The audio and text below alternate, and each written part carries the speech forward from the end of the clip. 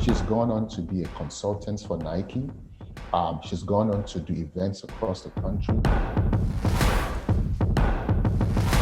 A story is a universal language, regardless of your culture. And those entrepreneurs are points of light in their community. They are business owners. They are changing their narrative where people see scarcity, they see opportunity.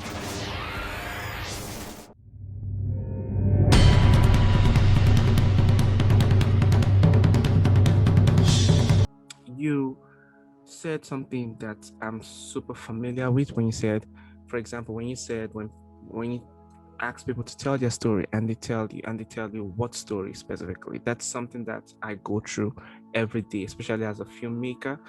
There are like billions of stories. How do you even know which one to choose and then I'll tell that specific story? Um, and you also nailed on something that I had in mind when I said I had a specific example, that it was about a lot of people from the third world countries like Africa, Dominica, places like that. I've met a lot of people from those places, and they have such a story that it's so crazy, and they just don't want to talk about it. If tons of them just would prefer to stay quiet because they don't want to say so many things, because sometimes they might even say something that could backfire or could be used against them or something. So in some cases, they choose not to tell the story, or maybe when they write a book, they now like put it in their autobiography or books like that. Um, Cases like that, I think. Have you come across something like that whereby it's like such an intense situation, and for example, let's say people from like illegal immigrants, for example. Okay. It would be very difficult for them to just come out and say, hey, I'm an illegal immigrant, things are hard, because they don't know who's who, they don't know who's watching, they don't know who's ICE, for example. So Okay. people like that would rather stay to themselves. And even in colleges, for example, when they apply for scholarship, colleges will say, put it there, write it there that you're this, you're that, because it's the stories that they use also to get the scholarship. But I've seen a lot of people prefer not to use their stories. Sometimes they come up with an entirely different story to make maybe the situation look a bit much more connecting and emotional, but they wouldn't tell the true story. And you could tell that it's not the truth because they don't own it like they should own the story. Do you have an experience with something like that you can share with us? No, absolutely. I go through this every single day, and I really love when you touch on ownership. I think it is a critical piece in this. By the way, I think the technical term is undocumented, not illegal immigrants. This is what led me to the equivalent of that community in America would be the inner cities, in the urban communities, low-income communities across the country. So my documentary took place in the least developed quadrant of Washington, D.C., which is Southeast and Anacostia community. It's an historic community, predominantly African American, low income, has the highest of crime rates, violence, and least in opportunity in the nation's capital. There is a tendency to allow that narrative to define you and not consciously pivot that narrative. So that led me to the community to work with 7 entrepreneurs.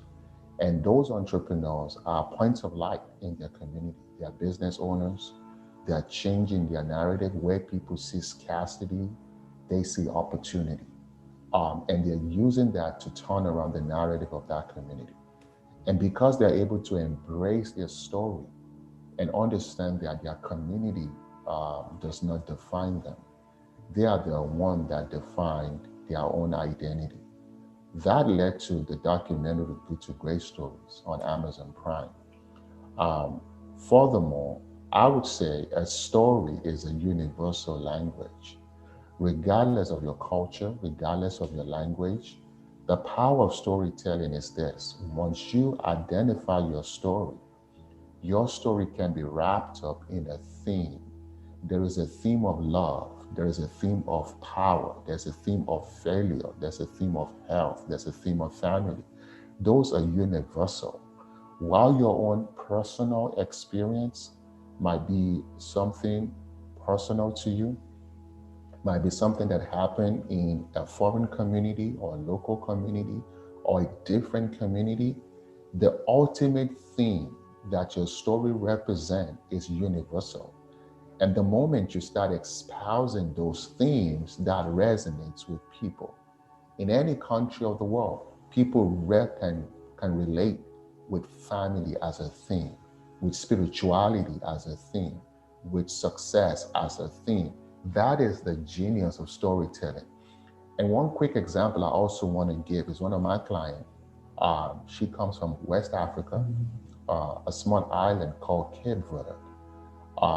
Think about Cape Verde as Cuba, or you know, very artistic, very, think about it as the Latin American countries, a lot of soul, a lot of vibes. And our ancestors immigrated to America in the 1800s.